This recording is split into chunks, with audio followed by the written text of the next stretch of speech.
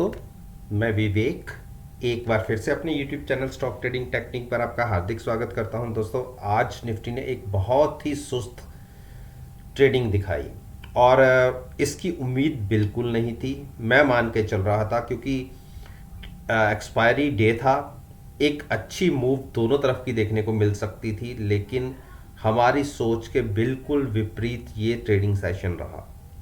कुछ भी बड़ा देखने को नहीं मिला। और अगर आप मेरी पिछली वीडियो के साथ एनालाइज करेंगे आज के सेशन को, तो आप खुद कंपेयर करके देख लीजिएगा कि हमारे रिजल्ट्स कैसे हमें मिले। आज के सेशन से रिलेटेड वीडियो मैंने नीचे डिस्क्रिप्शन बॉक्स में दी हुई है, जो आज डे कंप्लीट हुआ है। आप उस वीडियो को देख के आज के सेशन के साथ खुद कंपेयर कर सकते हैं निफ्टी इंडेक्स के इन द स्टॉक्स को। बाकी साथ साथ में मैं अपने व्हाट्सएप ग्रुप की परफॉर्मेंस को भी आपके साथ डिस्कस करना चाहूँगा। आज तकरीबन हमने 10 ट्रेड्स लिए, जिसमें से तकरीबन 7 ट्रेड हमने प्रॉफिट में क्लोज भी कर दिए, और जो 2 ट्रेड ऐसे थे जो हमने लिए थे अगले 7 से 8 दिन का व्यू को देखते हुए। हाँ, एक स्टॉक हिंदुस्तान यूनिलीवर मैंने जो बनाया था वो उसका पर्पस मेरा आज केयर ऑफ करने का था, लेकिन 6 से 7 रुपए, 7 से 8 रुपए शायद वो हमारे अगेंस्ट है। तो मैं ये बताता हूँ कि हमने प्रॉफिट में कौन से ट्रेड क्लोज किए जो मेरे व्हाट्सएप ग्रुप में मैंने लिए थे। हैवल्स को प्रॉफिट में कंप्लीट किया, जिंदल हो गया, निफ्टी को मैंने 3 बार ट्रेड किया और तीनों बार ही प्रॉफिट में हमने क्लोज किया।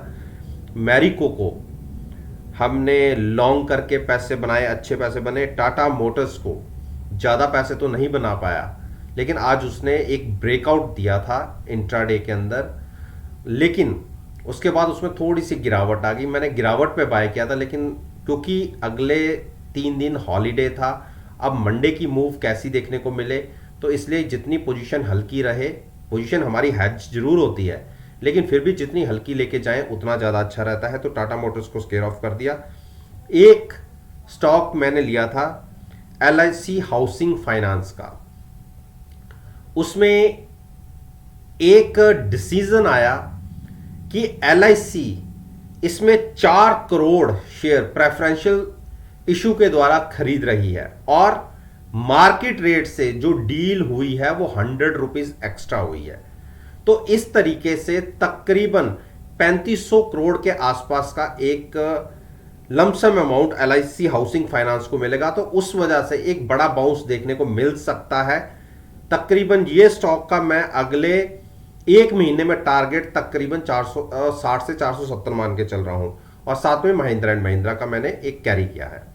तो अगर आप मेरी परफॉर्मेंस को एनालाइज करना चाहते हैं लाइव, मेरी जो मैं आपके साथ शेयर डिस्कस कर रहा हूं उसकी परफॉर्मेंस लाइव कैसी दिख रही है ड्यूरिंग द मार्केट, आप उसके लिए मेरे साथ व्हाट्सएप ग्रुप में जुड़ सकते हैं। और अगर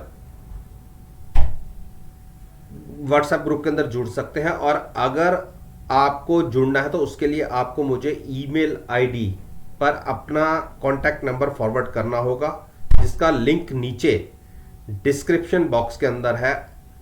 मैं खुद आपको उसके अंदर ऐड कर लूंगा। और इसके साथ साथ अगर आप मेरे 50 मेंबर्स में से हुए और आप मेरे को कंटिन्यू ज्वाइन करते हैं, कंटिन्यू मेरे साथ रहते हैं, तो मैं इन फ्यूचर्स भी आपको एक बहुत अच्छा बेनिफिट दूंगा। जो जिस अमाउंट पे आप मेरे साथ जुड़ेंगे पर मंथ के हिसाब से, उसके अंदर मैं फ्यूचर में भी कभी कोई चेंजेस नहीं करूंगा। तो अब बात करते हैं हिंदुस्तान पेट्रोलियम की। देखिए, कल तक मैं इसके अंदर बुलिश था, और बुलिश था इसीलिए आज एक अच्छी मूव भी दिखी।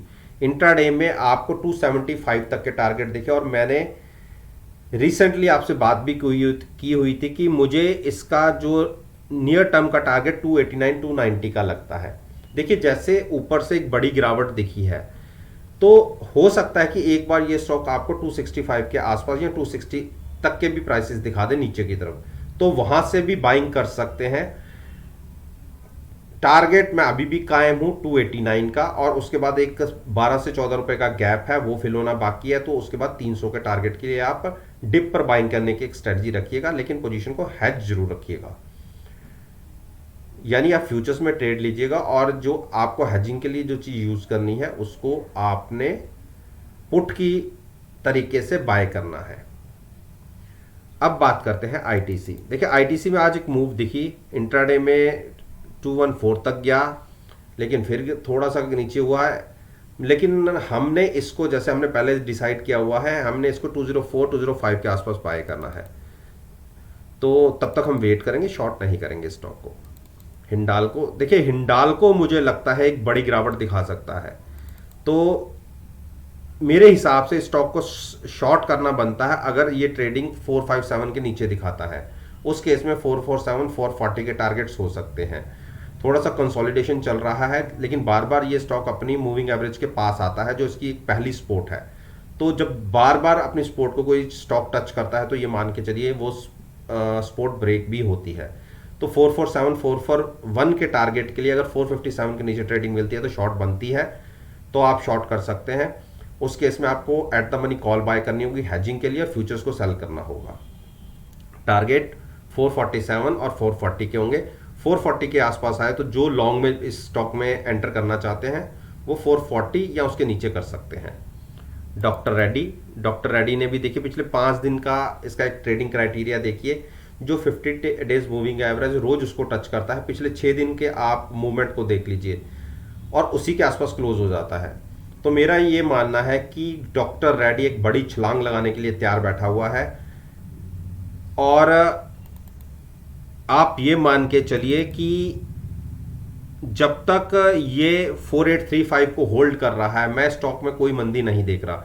मेरा ये मानना है कि 5030 का टारगेट आप इजीली आने वाले एक हफ्ते में देख सकते हैं। तो अच्छे रनअप दिखा चुका है नीचे की लेवल से, और आपको पता है कि पीछे मैंने इसमें से एक एग्जिट ली थी अच्छे 200-250 पॉइंट के प्रॉफिट लेके, और मैं इसमें अब फिलहाल नहीं हूं। और मैं ये एडवाइस कर रहा हूं कि जिनकी नीचे से पोजीशन 4650 के आसपास से थी, जो मेरे साथ कंटिन्यू कर रहे थे, अगर उन्होंने पोजीशन को एग्जिट नहीं किया तो एक बार अपने जो नीचे का प्रॉफिट फ्यूचर में आ रहा है उसको लॉक करें। नीचे की पुट काट के आप पुट ऊपर की बाय करें और अपने ट्रेड को कंटिन्यू करिए 5030 के टारगेट के लिए।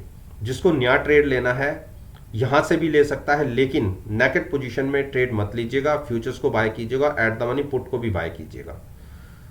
सिप्ला, देखिए सिप्ला में मैंने आपसे क्या कहा था कल की वीडियो में भी कि इसका ट्रेडिंग रेंज 925-30 और ऊपर की तरफ 960 है। नीचे आए तो आप नीचे से बाय कीजिए हेजिंग के साथ, ऊपर आए तो आप अपने ट्रेड से एग्जिट हो जाइए। मैं शॉर्ट करने की एडवाइस नहीं दूंगा, गिरावट पे बाय करने की एडवाइस दूंगा, और प्राइस रहेगा 930 और 925 के आसपास। जहां भी आपको सुटेबल लगे आप वहां पे लॉन्ग कर सकते हैं। तो फिर से ये 960 के प्राइसेस दिखाएगा। आप भारती, देखिए भारती को हम शॉर्ट करेंगे, लेकिन एक बार जरा ओवरबॉट हो जाए। आज इसमें एक इनकी आज से 2-3 दिन पहले एक डील हुई थी रिलायंस जियो के साथ, कोई स्पेक्ट्रम के आवंटन को लेकर, आपस में शेयरिंग्स को लेकर। 3 जोन है, दिल्ली, आंध्रा और एक जोन और है, कि आपस में कुछ ये शेयरिंग करेंगे। उसके डील की वजह से भी इसमें एक बड़ा इम्पैक्ट देखने को मिला था भारती को जब ये डील हुई थी। तो ये जो आप इम्पैक्ट देख रहे हैं ये इसी की वजह से हुआ था। और मेरा ये मानना है कि 700 के टारगेट जो मैंने आज से तकरीबन 1.5 महीना पहले दिए थे, अगर किसी ने मेरी वीडियो वो देखी होगी तो जरूर कमेंट बॉक्स में लिखकर आप मुझे बताइएगा कि आपको मेरी वो बात याद है या नहीं। जब ये 530 के आसपास ट्रेड करता था, मैंने कहा था कि इसमें 700 के टारगेट भी देखने को मिल सकते हैं। तो वो बात मेरी सच साबित होती दिख रही है। 700 के आसपास मुझे एक बार लगता है कि ये स्टॉक थोड़ा सा थकेगा, हो सकता है कि वहां से 50-60 पॉइंट की गिरावट आए, लेकिन 730-40 के आसपास अगर ये ओवरबॉट होता है तो वहां पर हम शॉर्ट करके ट्रेड लेंगे। गिरावट 640 तक आती है तो वहां पर लॉन्ग करना बनता है। बजाज फाइनेंस में आज गिरावट आई, और देखिए मैंने कहा था कि ये स्टॉक गिर सकता है नीचे, बिल्कुल अपनी जो सपोर्ट लेवल है उसके आसपास आया 7360 और वहीं पर संभला है। आप छोटे छोटे स्टेप्स के साथ देखिए, ये हाई से तकरीबन 300 पॉइंट करेक्ट हो चुका है। अपना हाई देखिए 7650 के आसपास का हाई था और जो आज का लो लगा 7350 के आसपास का, यानी आपको पता भी नहीं लगा और अपने हाई से ये 300 पॉइंट गिर भी चुका है अगले पिछले 4-5 दिन पे। लेकिन एक बड़ा इंपैक्ट आपको गिरावट का देखने को मिल सकता है अगर इसने 7350 के नीचे ट्रेडिंग शुरू की। उसके नीचे आपको तकरीबन 300 पॉइंट की और गिरावट दिख सकती है 7100 तक। तो जिसको शॉर्ट करना है 7350 के नीचे आपको दिखता है कि ट्रेडिंग मिल रही है और कंटिन्यूस बना हुआ है, तो आप वहां पर कॉल बाय करके फ्यूचर सेल कर सकते हैं। टारगेट होगा 7100 का। अरविंदो फार्मा देखिए, अरविंदो फार्मा ने आज चौथा दिन था लगातार गिरावट दिखाते हुए, लेकिन अब बहुत क्रूशियल स्पोर्ट पे आ गया है 743। अगर इसको भी ब्रेक करता है तो नीचे आखिरी स्पोर्ट बनती है 727। तो 727 जब क्रॉस करके ऊपर आया तभी हमें एक अच्छा टारगेट मिले थे कि अब ये ऊपर की तरफ जा सकता है। लेकिन पिछले 4 दिन की गिरावट से थोड़े से सेंटीमेंट्स कन्वर्ट हो रहे हैं बेरिश की तरफ, लेकिन अभी भी उम्मीद बाकी है 727 के प्राइस को लेकर। 727 के नीचे क्लोजिंग मिलती है तो मेरा ये मानना है कि जिनकी पोजीशन नीचे से बनी हुई है वो एक बार अपना प्रॉफिट बुक करें और एक बार एग्जिट हो जाए। उसके बाद कभी गिरावट और दिखेगी तो आप फिर से एंट्री लीजिएगा।